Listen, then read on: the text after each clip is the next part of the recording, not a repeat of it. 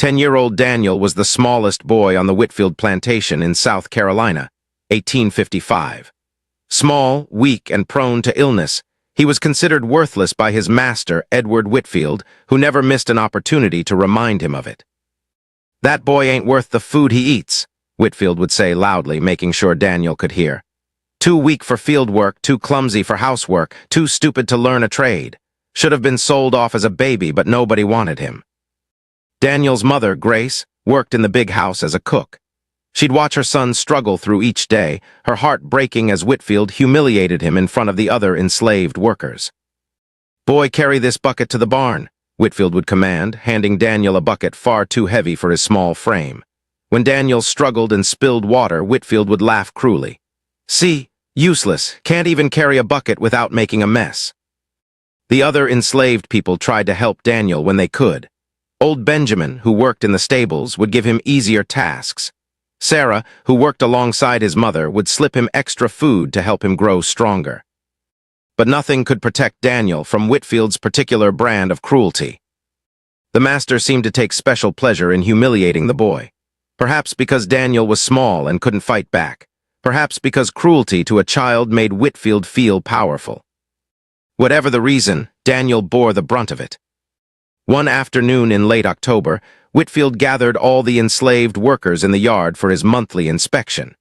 He walked down the line, making comments, issuing orders, asserting his dominance. When he reached Daniel, he stopped. "Look at this one," Whitfield said loudly. 10 years old and looks like he's 6, weak as a kitten, probably won't live to see 15. He grabbed Daniel's thin arm, holding it up for everyone to see. Might as well be throwing money away, keeping him alive. Daniel kept his eyes down, his face burning with shame. "You know what I think," Whitfield continued. "I think this boy is cursed, bad luck. Everything he touches turns to failure." He pushed Daniel backward, making him stumble. "Stay out of my sight, curse boy. I don't want your bad luck rubbing off on me." The words stung more than any physical blow could have. Daniel was used to being called useless, worthless, weak. But cursed was new, and he could see in the faces around him that some people were starting to believe it. That night, Daniel's mother held him while he cried. "Don't listen to Master Whitfield," Grace whispered. "You're not cursed, you're not useless, you're my son and you're precious." "But Mama, what if he's right? What if I am bad luck? Everything I do goes wrong, maybe I am cursed." "Hush now, you're not cursed, you're just small, you'll grow, you'll get stronger." "But what if I don't? What if I'm always weak, always worthless?" Grace pulled back and looked her son in the eyes. "Listen to me, Daniel. Your worth isn't determined by how much cotton you can pick or how heavy a load you can carry. Your worth is in who you are, not what you can do for Master Whitfield." "Then what am I worth, Mama? If I can't work, what good am I?" Grace didn't have an answer to that. In their world, in 1855 South Carolina, an enslaved person's worth was measured entirely by their labor. A child who couldn't work was, indeed, considered worthless. But she held her son and tried to give him hope, even when she had little herself. 2 weeks later, something strange happened. Edward Whitfield's prize horse, Thunder, fell ill. The animal was worth more than 3 enslaved people combined, and Whitfield was frantic. He brought in the best veterinarian in the county, but the man couldn't determine what was wrong. Thunder grew weaker by the day, refusing food, unable to stand. "That horse is dying," the veterinarian said. "I don't know why, but there's nothing more I can do." Whitfield was devastated, not because he cared about the horse as a living creature, but because it represented a significant financial loss. Daniel, who'd been sweeping near the stables, overheard the conversation. Later that evening, when everyone else had gone, he snuck back to Thunder's stall. The boy had always felt drawn to animals. They didn't judge him, didn't call him useless. He'd spend hours when he could with the horses and dogs on the plantation, finding comfort in their presence. Thunder lay on his side, breathing heavily. Daniel slipped into the stall and sat beside the massive animal. "You're sick, aren't you?" Daniel whispered, placing his small hand on the horse's neck. "Everybody thinks you're dying. Master Whitfield is real upset about losing his money." The horse's eye rolled toward Daniel, and for a moment they just looked at each other. Then something odd happened. Daniel felt a tingling in his hand where it touched the horse, a warmth it spread up his arm. And with that warmth came knowledge, not in words but in understanding. The horse had colic, a twisted intestine, painful and usually fatal. But Daniel somehow knew that if the horse could be made to stand and walk, if the blockage could be shifted, there was a chance. Daniel didn't question how he knew this, he just knew. "Come on," Daniel urged, pulling on Thunder's halter. "You gotta get up, you gotta walk." The horse didn't move. Daniel tried for over an hour, pulling, pleading, sometimes just sitting with his hand on the animal's side, sending that strange warmth through his palm. Finally, impossibly, Thunder lurched to his feet. Daniel led the horse around the stable, walking slowly, carefully. He could feel the blockage shifting, the pain easing. After 30 minutes of walking, Thunder suddenly passed gas loudly, then began to eat hay from his feeder. Daniel smiled. "You're going to be all right." He left the stable and went back to the quarters, saying nothing to anyone. The next morning, Whitfield discovered Thunder standing in his stall, eating normally, as if nothing had ever been wrong. "It's a miracle," the veterinarian said when he was called back. "I've never seen a horse recover from that condition. It's impossible." "Maybe my horse is just strong," Whitfield said, though he looked puzzled. But old Benjamin, who worked in the stables, had seen Daniel leaving Thunder's stall the night before, and he'd heard the boy talking to the horse. Benjamin said nothing, but he watched Daniel with new interest. A week later, another strange incident occurred. Mrs. Whitfield's prized rose garden began to wither and die. Every plant, from the carefully cultivated English roses to the wild Cherokee roses, turned brown and dropped their petals seemingly overnight. Mrs. Whitfield was hysterical. She'd spent years developing that garden, entering competitions, winning prizes. It was her pride and joy. "It's a blight," the local botanist declared. "Some kind of plant disease, nothing can be done. The roses will have to be pulled up and burned." That night, Daniel snuck into the rose garden. He didn't know why. He just felt drawn to it, the same way he'd been drawn to Thunder's stall. He walked among the dying plants, touching the leaves gently. And again that tingling warmth spread from his hands. Again, knowledge came without words. The roses weren't diseased. They were poisoned. Something in the soil, something toxic that had leached in from. Daniel turned and saw the paint shed 30 feet away. Rain had washed lead-based paint into the garden bed. The roses were dying from lead poisoning. Daniel understood this the way he'd understood Thunder's condition, not through education or experience, but through some inexplicable connection he had with living things. He also understood, somehow, that he could help. Daniel spent the next 3 hours in that garden, his hands on the soil, on the roots, on the dying leaves. He didn't know exactly what he was doing, but he let that strange warmth flow from him into the plants. It left him exhausted. When he finally stumbled back to his cabin, he collapsed on his sleeping mat and didn't wake for 12 hours. But the next morning, Mrs. Whitfield discovered that her roses had made a miraculous recovery. The brown leaves had turned green again. New buds were forming. The plants stood strong and healthy, as if they'd never been sick at all. "It's impossible," the botanist said when he was called back. "These roses were dead, I saw them, they can't just recover like this." But they had. And once again, old Benjamin had noticed Daniel in the garden late at night, had seen the boy's hands glowing faintly in the moonlight as he touched the plants. Benjamin pulled Daniel aside later that day. "Boy, you got something special in you, something powerful." "I don't know what you mean," Daniel said nervously. "Yes, you do. You healed that horse. You healed them roses. You got a gift." "It's not a gift, I don't know what it is." "It's a gift," Benjamin insisted. "The kind of gift that got to stay secret. Because if Master Whitfield finds out you can do things like that, he'll either try to use you or he'll fear you. And fear makes men like him dangerous." "I won't tell anyone." "Good, but Daniel, you need to be careful. Gifts like yours, they attract attention. Strange things start happening around you, people notice. And in our position, being noticed for the wrong reasons can get you killed." Daniel nodded, fear clutching at his heart. He hadn't asked for this ability. He didn't understand it.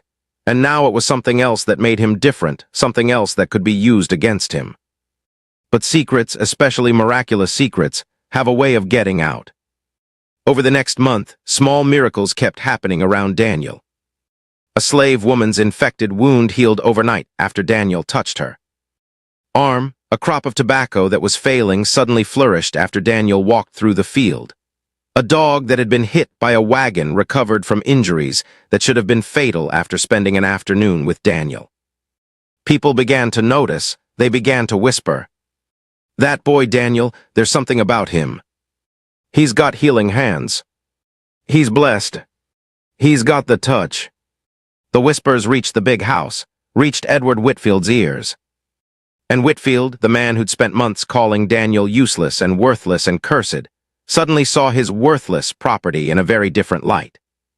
If the boy really could heal animals, really could save dying crops, really possessed some supernatural ability, then he wasn't worthless at all. He was valuable, potentially very valuable. Whitfield called Daniel to the big house one evening. Grace tried to come with her son, but Whitfield ordered her to stay behind. Daniel stood alone in Whitfield's study, trembling, as the master circled him like a predator. "I've been hearing interesting things about you, boy, very interesting things. People saying you can heal the sick, bring dying things back to life. That true?" I don't know, sir. Don't lie to me. I know about thunder. I know about my wife's roses. I know about all the other little miracles that seem to happen wherever you are." Daniel said nothing. "Show me," Whitfield demanded. "Prove you have this gift." "I can't just, it doesn't work like that."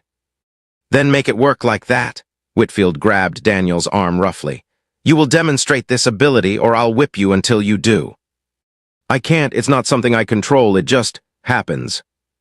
Whitfield released him, thinking, "All right, if you can't do it on command, then I'll just have to wait for the next emergency, and when it comes, you'll heal whatever needs healing. You understand?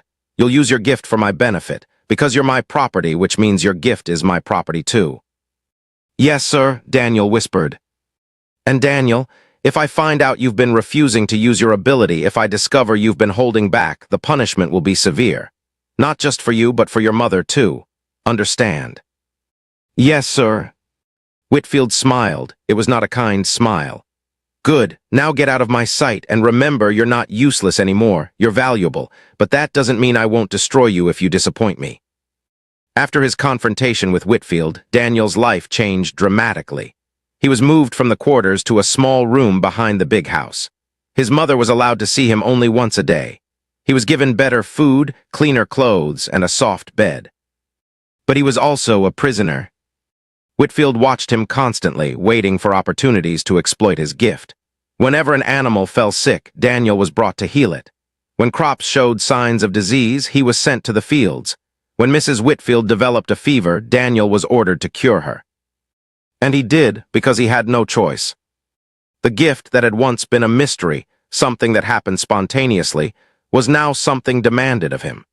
And Daniel discovered that using his ability was exhausting in ways he couldn't explain to anyone.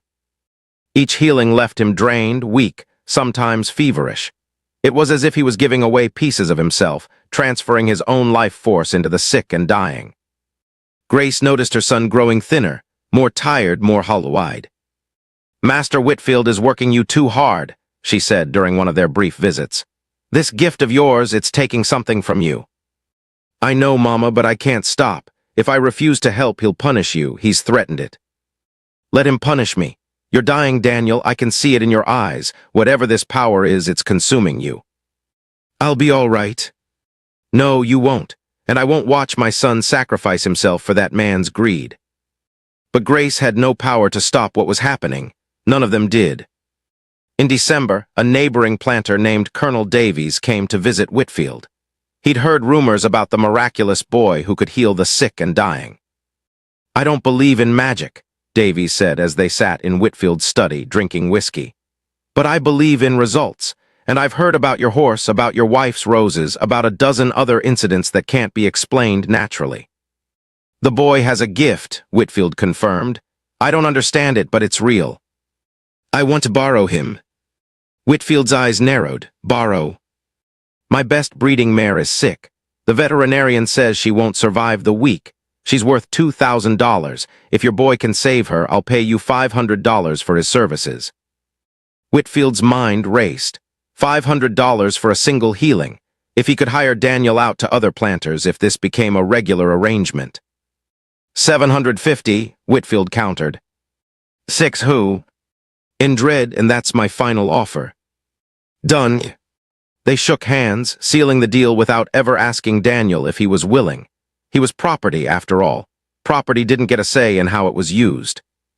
The next day, Daniel was taken to Davy's plantation, 10 miles away. He was brought to a stable where a beautiful chestnut mare lay dying from complications after giving birth. Fix her, Colonel Davies ordered. Daniel approached the horse, placing his hands on her side. The familiar warmth began to flow, but something felt different this time. The mare's condition was severe: infection, internal bleeding, multiple complications. To heal her would require more than Daniel had ever given before. He closed his eyes and let the power flow. He felt it draining him, pulling life force from his core, transferring it to the dying animal. His vision blurred. His legs weakened. But he kept going because he knew what would happen if he failed. The mare began to improve. Her breathing steadied. Color returned to her eyes. She struggled to her feet, standing shakily but alive. Daniel collapsed. He woke up 3 days later in a storage room at Davy's plantation, his mother sitting beside him. Mama, his voice was barely a whisper. Hush, baby, don't try to talk. What happened? You've been unconscious for 3 days. You gave too much to that horse. You nearly died yourself. Is the horse all right? The horse is fine, better than fine. She's perfectly healthy. Grace's voice was bitter. Master Whitfield got his $600, and you almost died earning it for him. Daniel tried to sit up but found he couldn't. His body felt hollow, emptied out. Mama, I don't want to do this anymore. This gift, it's killing me. I know, baby, I know. What do I do? Grace was silent for a long time. Then she said something that shocked Daniel. You stop using it. You refuse. Even if they threaten you, even if they threaten me, you refuse. But Mama, listen to me. I'm your mother. My job is to protect you, not the other way around. And I'm telling you, I'd rather die from Whitfield's whip than watch you drain your life away healing his animals for profit. I can't let him hurt you. You already are hurting me.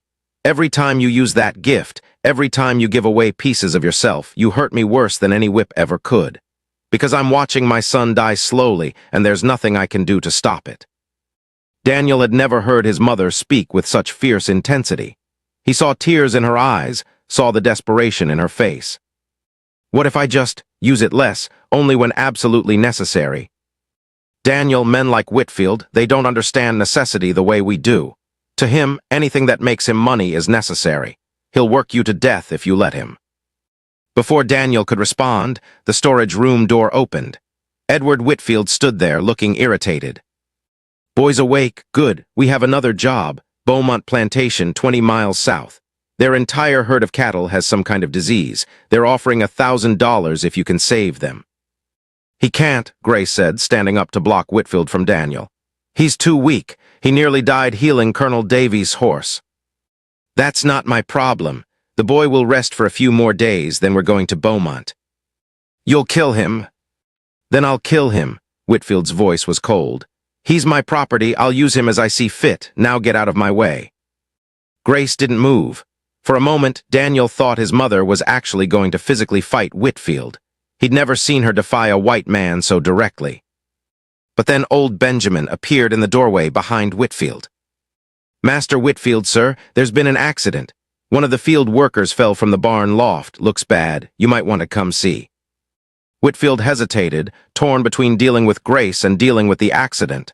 Finally, he pointed at Grace. This conversation isn't over, and you, boy, you'll be ready to travel in 3 days. That's an order. He left. Old Benjamin gave Grace a significant look before following.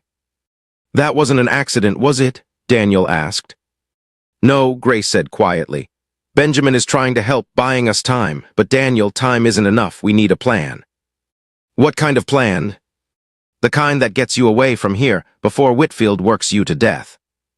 You mean escape? Mama, we can't. The patrols, the dogs, the distance to free states. I know the risks, but staying is certain death. Running at least gives you a chance. Daniel wanted to argue, wanted to say they could find another way.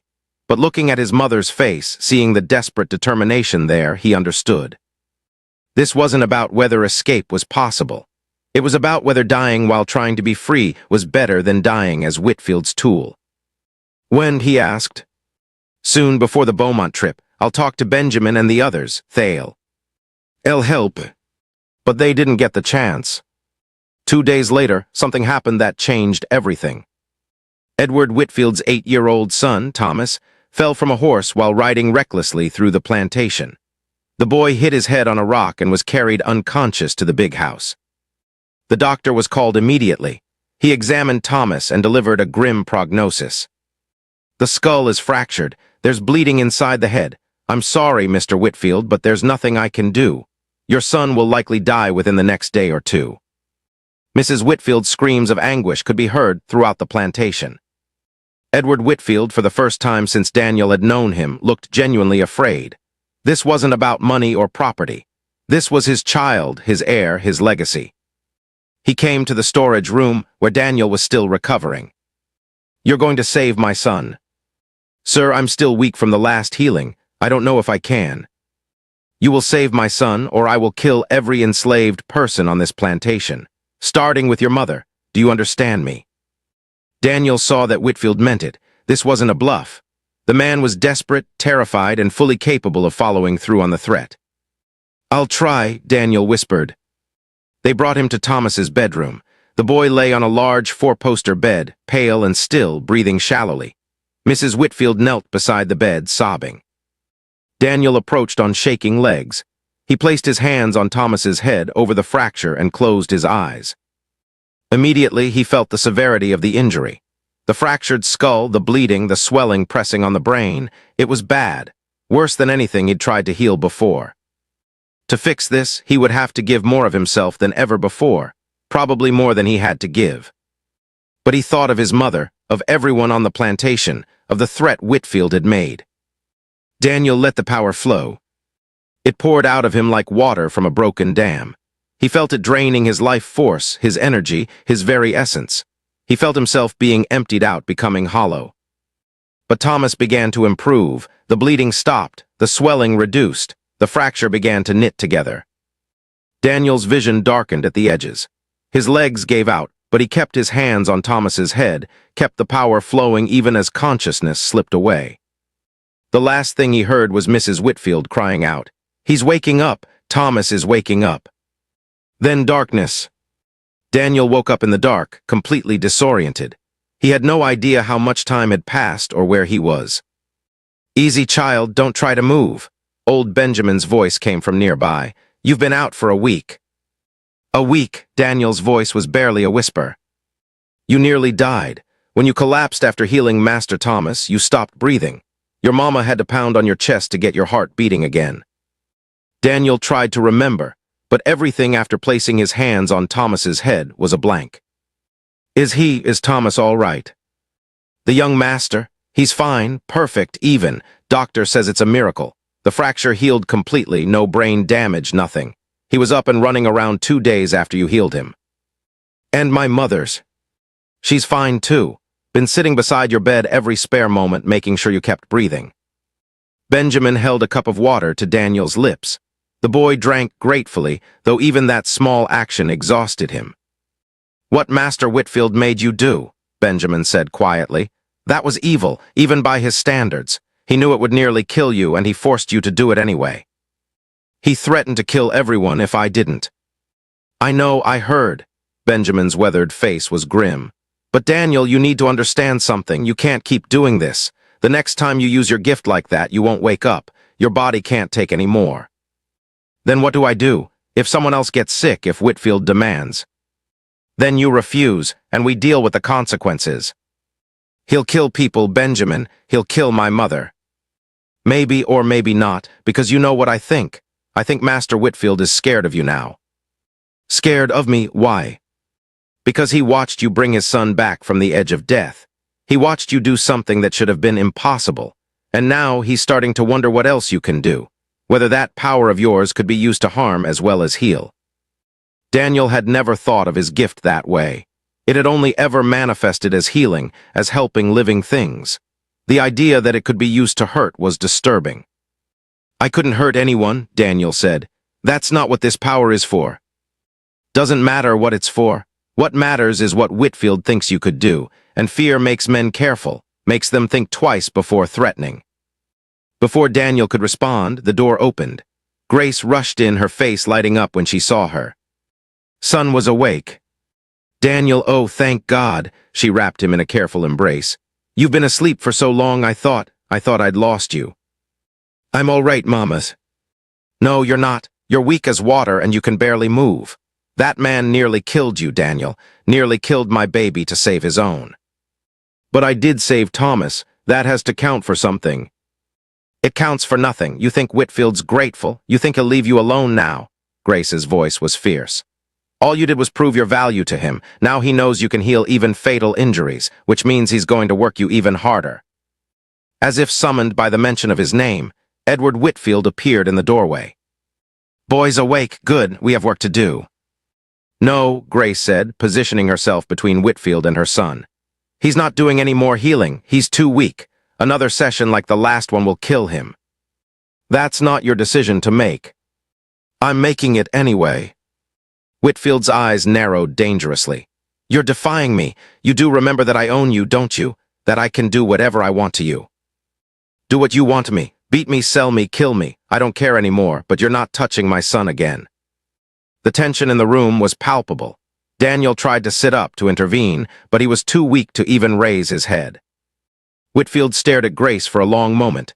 Then, surprisingly, he backed down slightly. I don't want to hurt you, Grace. You're a good cook, valuable in your own way, but your son has a gift that's worth a fortune. I've had planters from 3 counties inquiring about his services. Do you understand what that means? I understand you're willing to kill a child for money. Not kill use, there's a difference. Not to me. Whitfield's jaw clenched. Daniel could see him struggling with his options. He clearly wanted to punish Grace for her defiance, but he also needed her cooperation. A poisoned meal, a fire in the big house. There were ways an angry cook could retaliate that even a master had to consider. Fine, Whitfield said finally. The boy can rest, for now, but in 2 weeks we have a commitment. Beaumont Plantation's cattle, $1,000. Daniel will be ready by then, or there will be consequences for everyone. He left, slamming the door behind him. Grace collapsed into a chair, shaking. We can't stay here, we have to run. Mama, I can't even walk right now. How am I supposed to run? You have 2 weeks to get strong enough, and we'll have help. She looked at Benjamin. Won't we? The old man nodded slowly. There are people who help runaways get north. I can make contact, arrange for someone to meet us. But Grace, you need to understand, running is dangerous. Most who try get caught, and when they're caught, the punishment is severe. Staying is death, Grace said flatly. Running at least gives us a chance. Mama, even if we make it north, what then? We'll be fugitives, always looking over our shoulders, always afraid. But we'll be together, and you won't be killing yourself to make Whitfield rich. Grace took her son's hand. Daniel, I know you're scared, I'm scared too, but what's happening here? It can't continue. Your gift is eating you alive, and Whitfield will keep using you until there's nothing left. Daniel looked at his mother's face, saw the desperation and determination there. Then he looked at Benjamin, who nodded almost imperceptibly. All right, Daniel said quietly. We'll run, but we need a plan, a good one. Leave that to me, Benjamin said. I'll make the arrangements. You just focus on getting strong enough to travel. Over the next 2 weeks, Daniel did everything he could to regain his strength. He ate all the food his mother smuggled to him. He forced himself to walk, to move, to rebuild his wasted muscles. And he practiced with his gift. But not healing, he experimented with something else. Since Benjamin had suggested that his power could potentially harm as well as heal, Daniel had been thinking. What if he could use his gift defensively? What if he could protect himself and his mother if they were pursued? Late at night, when no one was watching, Daniel would hold his hands over a plant, and instead of sending healing energy, he would try to pull life force away. It was disturbing, wrong even, but he needed to know if it was possible. The first time he tried, a small fern withered and died in seconds. Daniel felt sick, but he also felt a surge of energy, as if the plant's life force had transferred to him. He practiced on insects next, then on a rat he found in the storage room.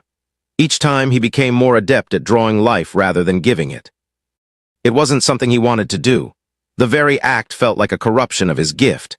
But if armed men came after them, if they were cornered, he needed a way to protect his mother. Even if that way was dark. The night before they were supposed to leave for Beaumont Plantation, Benjamin came to Daniel's room with news. Everything's arranged. Tomorrow night, during the weekly gathering when everyone's distracted, we'll slip away. There's a conductor waiting 3 miles north. He'll take us to the first safe house. What about papers? Won't we need travel passes? I forged some. They're not perfect, but they'll pass a quick inspection. The real danger is the patrols and the dogs. I can handle the dogs, Daniel said quietly. Benjamin looked at him sharply. What do you mean? My gift, I've been practicing, I can make them stop chasing us. How? Daniel didn't want to explain, didn't want to admit what he'd learned to do. Just trust me, if dogs come after us, I can stop them. Benjamin studied Daniel's face and saw something there that made him uncomfortable. Boy, whatever you figured out how to do, make sure it's something you can live with after, because actions have consequences, even when those actions are necessary. I know. Do you? Because I've seen what desperation can make people do. I've seen how the fight for survival can change a person. Just be careful you don't lose yourself while trying to save your body. Daniel nodded, but he'd already made his choice. He would do whatever was necessary to protect his mother and get them to freedom, even if it meant using his gift in ways that felt wrong. The plan was set for Saturday night. The plantation's enslaved workers were allowed a few hours of gathering on Saturday evenings, a time for singing, storytelling, and brief respite from constant labor. It was during this gathering that Daniel, Grace, and Benjamin planned to slip away. But that morning, everything went wrong. Edward Whitfield burst into Daniel's room before dawn, his face twisted with rage.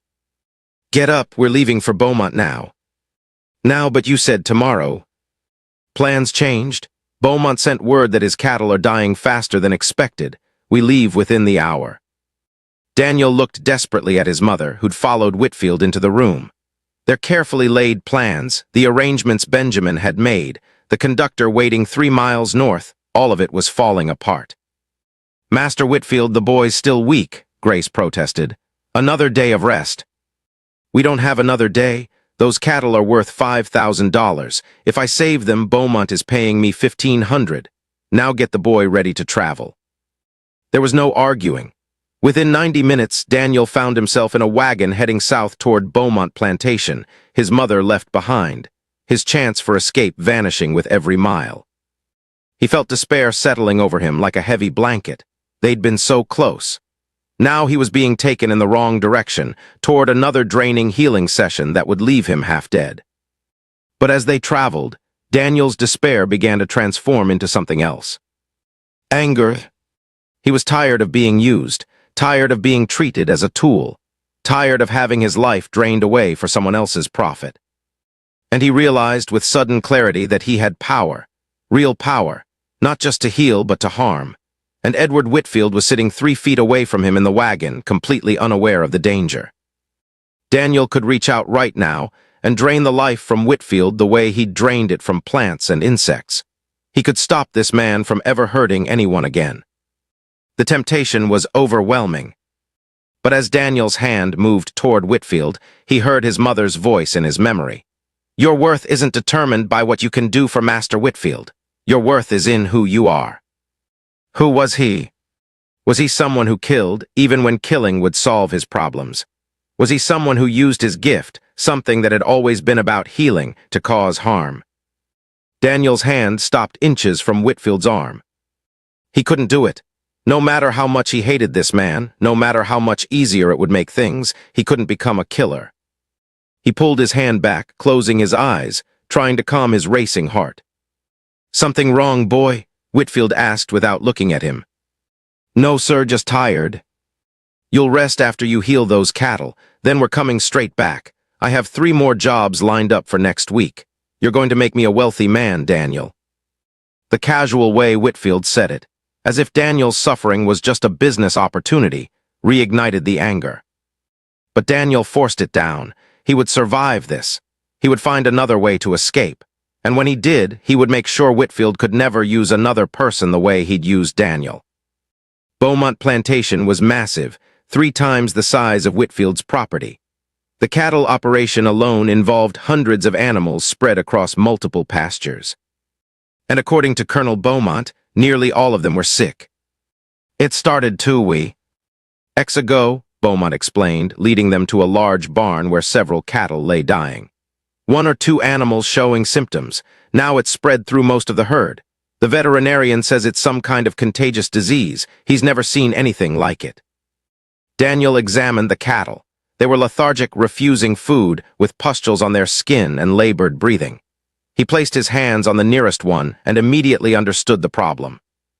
Anthrax, a deadly bacterial infection that could wipe out entire herds.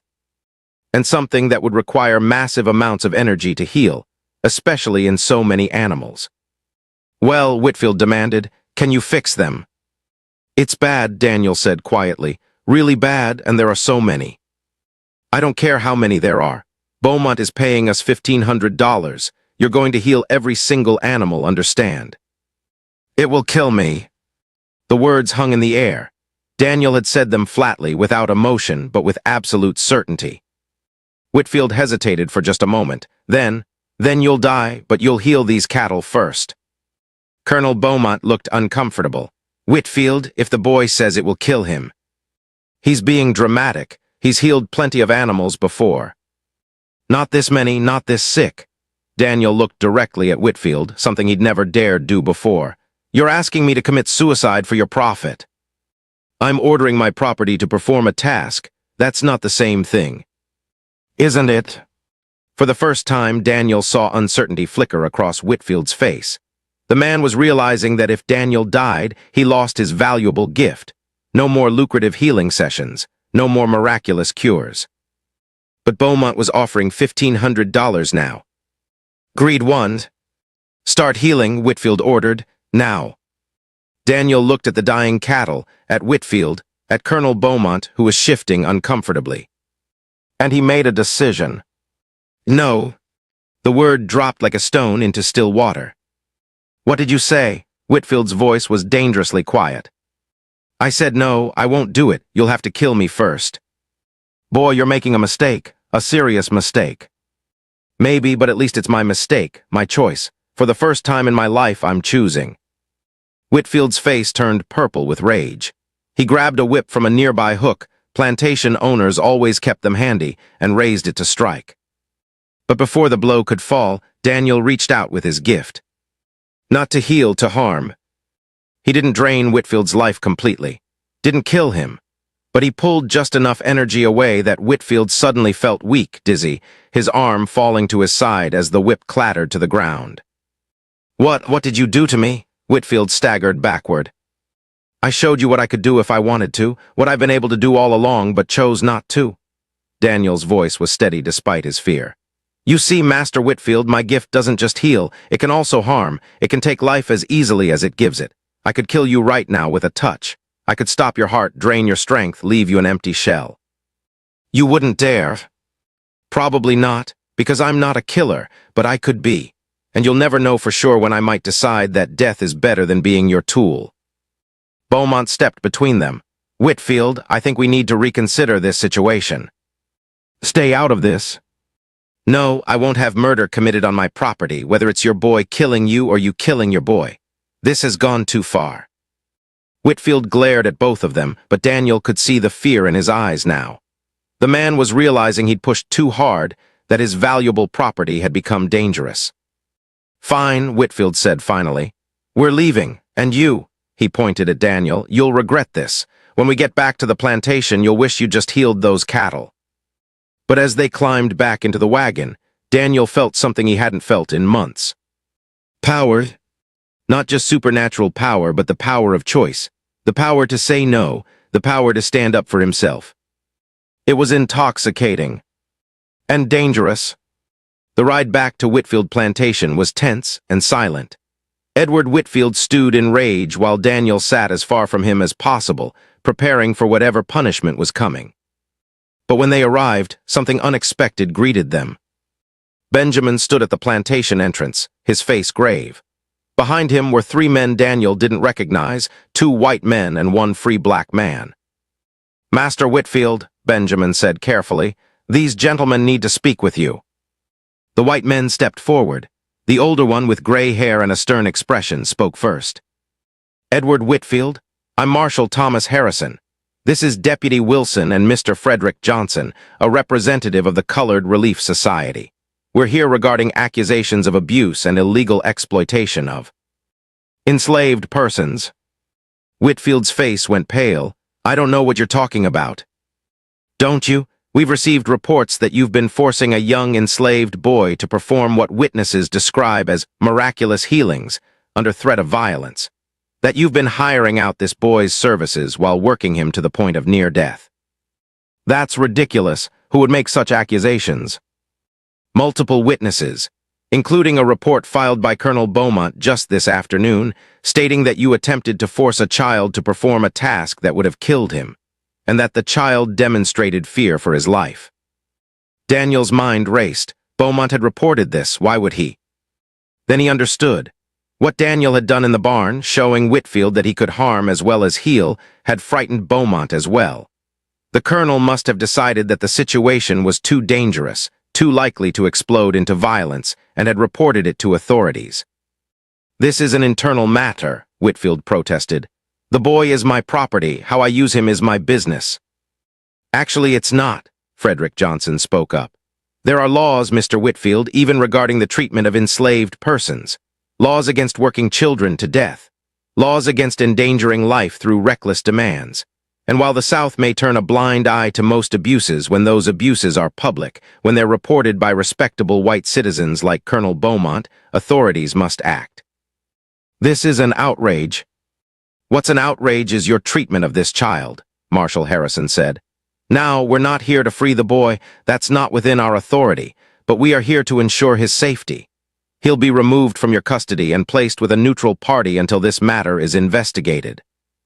"You can't do that." "We can and we are. Deputy Wilson, please escort the boy."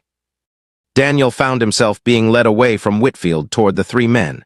His mother appeared from the big house, her face a mixture of hope and fear. "What about his mother?" Benjamin asked. "She's been caring for the boy. They shouldn't be separated."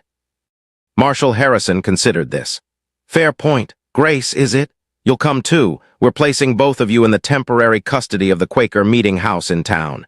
They've agreed to house you while the investigation proceeds." Daniel could barely process what was happening. They were leaving. They were being taken away from Whitfield. But as they were led toward a wagon, Whitfield's voice rang out. "This isn't over. That boy is my property. I have legal ownership. You can't just take him." "We're not taking him permanently, Mr. Whitfield. Just temporarily.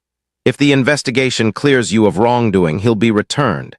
But given the severity of the accusations and the child's obvious poor health, we have a duty to ensure his welfare." As Daniel climbed into the wagon beside his mother, he looked back at the plantation one last time. Benjamin stood watching, a small smile on his weathered face. Daniel realized then that Benjamin must have reported this too, must have found a way to get word to authorities who would listen. Old Benjamin, who'd been enslaved for 60 years and had every reason to be broken and hopeless, had found a way to save two people from destruction. The Quaker meeting house in town was run by a kindly couple named Thomas and Martha Evans. They welcomed Daniel and Grace warmly, showing them to clean, comfortable rooms. "You're safe here," Martha said. "Master Whitfield has no authority on this property, and Marshal Harrison has made it clear that any attempt to remove you by force will result in criminal charges." "How long can we stay?" Grace asked. "As long as necessary. The investigation will take several weeks, perhaps months. During that time, you'll work here, cooking, cleaning, helping with the meeting house duties. You'll be paid a small wage for your labor, not much, but something." It was surreal. Daniel had spent his entire life enslaved, owned, considered property. Now he was being paid for his work, being treated as if he had worth beyond his supernatural gift. That night, lying in a real bed in a clean room, Daniel cried for the first time in years. Not from sadness, but from relief. "Are we really safe, Mama?" he asked. "For now, baby, for now." "What happens after the investigation?" I don't know. The marshal said we might be returned to Master Whitfield if he's cleared of wrongdoing. But Thomas Evans told me privately that he's already making arrangements. The Quakers have connections to the Underground Railroad. If worst comes to worst, if they try to send us back, we'll run. We'll head north to Pennsylvania where slavery doesn't exist. Won't we be fugitives? Yes, but we'll be free fugitives, and that's better than staying. Daniel thought about this. Thought about his gift, about what he'd learned he could do, about the choice he'd made to refuse Whitfield's demands. Mama, I did something bad, at Beaumont Plantation. What do you mean? I used my gift to hurt Master Whitfield. Not badly, just enough to make him weak for a moment, but I did it on purpose, to show him I could. Grace was quiet for a long moment. Then, did it feel good hurting him? Yes, and that's what scares me. It felt good to make him afraid, to take power over him for once. What does that make me? Human, Grace said simply. You're not a monster for wanting to defend yourself, Daniel. You're not evil for feeling satisfaction when someone who hurt you finally felt fear. You're just human. But my gift, Mama, it's supposed to heal. I'm supposed to help things. What I did at Beaumont, that was the opposite. Your gift is a tool. Tools can build or destroy. It's your choice which one you use it for. And today you chose to use it to protect yourself. That's not wrong. But what if next time I choose to destroy? What if I become like Master Whitfield, using my power to control and hurt people? Grace took her son's face in her hands. Then I'll stop you. I'll remind you who you are, and I'll help you find your way back to the person you're supposed to be. But Daniel, having power doesn't make you evil. Using that power to harm innocent people would make you evil. You haven't done that. Not yet. And you won't, because you have something Master Whitfield never had. You have compassion. You have the ability to see people as people, not as tools or property. That's what will keep you from becoming a monster. Daniel wanted to believe her, wanted to believe that having the power to harm wouldn't corrupt him. But he'd felt the temptation, felt how easy it would be to use his gift as a weapon. And he knew that temptation would follow him for the rest of his life. Epilogue 1867. 12 years later, Daniel stood in a medical tent in Virginia, his hands glowing faintly as he healed a wounded Union soldier. The war was over. The Emancipation Proclamation had freed the enslaved people of the South. Daniel was 22 years old, legally free, and working as a healer with the Union Army. After fleeing north from South Carolina in 1855, Daniel and Grace had made their way to Pennsylvania with the help of the Underground Railroad. They'd settled in Philadelphia, where Daniel had apprenticed with a doctor who'd heard about his miraculous gift. Over the years, Daniel had learned to control his power better, to heal without draining himself completely, to use his gift wisely, helping those who needed it most.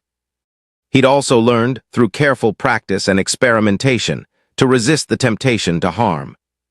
It hadn't been easy. During the war, when he'd seen wounded Confederate soldiers, men who'd fought to keep people enslaved, felt the urge to let them die, to use his gift to hasten their end rather than heal them. But he'd chosen healing every time. Because his mother had been right, his power didn't define him, his choices did. Daniel, a familiar voice called from the tent entrance. He turned and smiled. Mama, what are you doing here? Grace, now 55 but still strong, entered carrying a basket of supplies. Bringing food for the patients. What else would I be doing? She'd become a nurse during the war, working alongside her son to help the wounded.